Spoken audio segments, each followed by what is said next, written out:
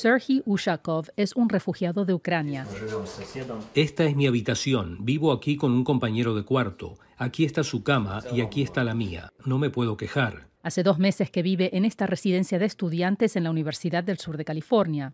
Tetiana Shevchuk y su hija Masha, una gimnasta profesional, ocupan la habitación de al lado. Pero pronto los estudiantes volverán y los refugiados tendrán que encontrar un nuevo lugar donde vivir. Dicen que su situación es difícil.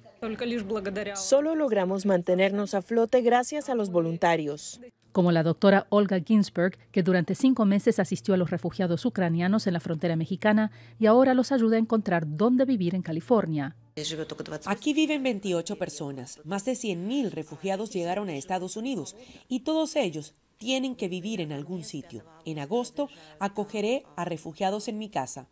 Voluntarios y activistas de derechos humanos se están movilizando para tratar de acelerar el proceso de autorización de empleo, que dicen actualmente dura entre 8 y 18 meses, para que los refugiados ucranianos puedan trabajar y así mantenerse y ajustarse a una nueva vida en Estados Unidos.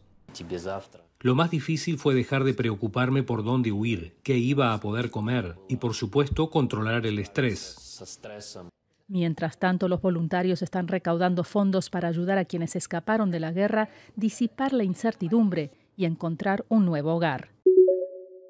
Fuentes informaron a Noticias Caracol que en las últimas horas los mandatarios Nicolás Maduro y Gustavo Petro sostuvieron un nuevo contacto telefónico para afinar detalles acerca del restablecimiento de relaciones diplomáticas. El canciller del mandatario Nicolás Maduro, Carlos Faría, anunció en Twitter que recibió del gobierno de Colombia el beneplácito para la designación de Félix Plasencia como embajador.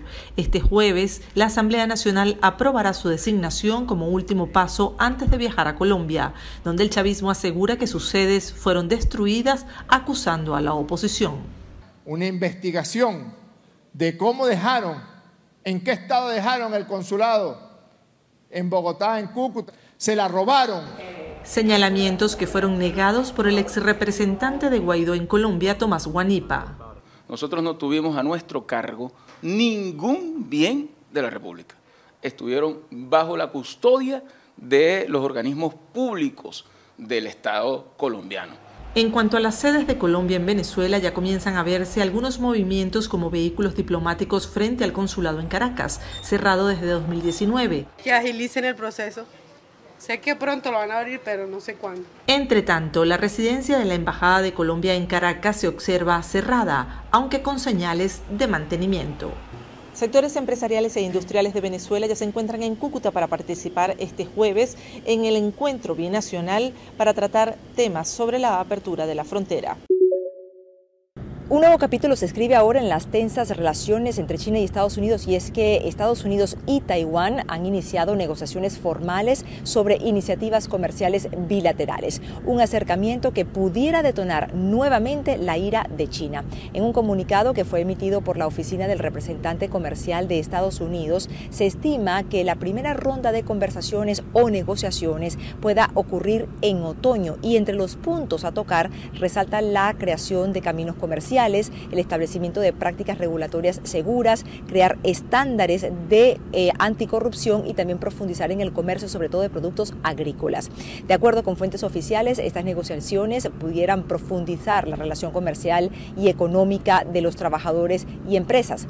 El anuncio oficial de este acercamiento llega pocas semanas después de la polémica visita de la presidenta de la Cámara de Representantes, Nancy Pelosi, a Taipei, y solamente a días de que también una delegación del Congreso de Estados Unidos visitara Taiwán. Por su parte, la Oficina de Negociaciones Comerciales de Taiwán señaló en un comunicado que su objetivo es impulsar la economía de la isla y promover sus productos agrícolas, así como ayudar a pequeñas y medianas empresas a que puedan expandirse a mercados internacionales.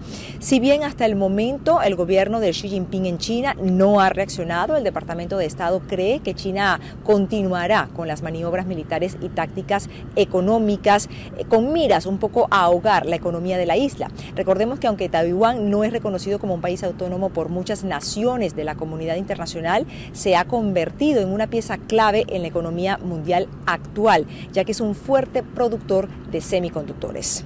Desde Washington les informó Natalie Salas Guaitero de La Voz de América para Telearuba.